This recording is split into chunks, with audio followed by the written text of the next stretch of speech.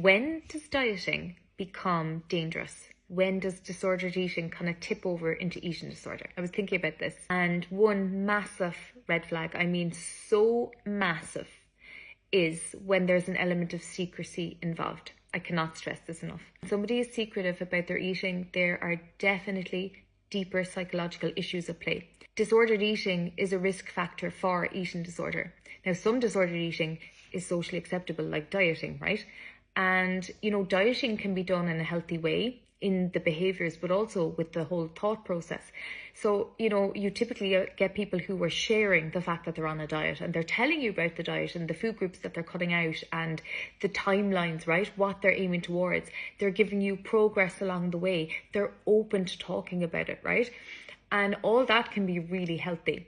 But then, right, a few months down the line, they might not have achieved their goals. They might have shared their goals with other people. The behaviour change wouldn't have happened.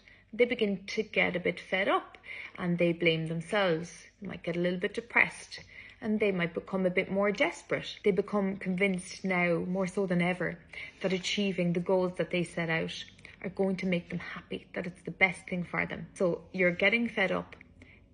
You begin to take kind of more desperate measures, right? So things like skipping meals might creep in, or over-exercise, buying weight loss pills or some laxative abuse, intermittent fasting, starving for long periods of time. But as this is beginning to creep up, so is the level of secrecy. A person becomes secretive because they know that their habits are not healthy, but they'll go to considerable lengths to protect what they're aiming for. So then an element of kind of dishonesty is also creeping in. So people might exaggerate what they've eaten or minimize the amount of exercise they've done. But over time, you might begin to see that what they're saying isn't really adding up to what you're observing. Then you get this category of people who on the surface look like they have disordered eating, but they don't have all the psychological stuff that's going on behind it. So maybe their disordered eating is as a result of a low mood or depression, or not prioritizing meals for themselves, not prioritizing themselves at all, self-neglect even. These are the people that might skip meals just because they're not even realizing their own natural hunger cues. They're not even thinking about food. They might be eating what's available in their house, but not have done a grocery shop. So on the surface, what they're eating does not look healthy. They might not be eating enough. They might be forgetting to eat. They don't have the intention behind it. So that more than likely won't develop into an eating disorder.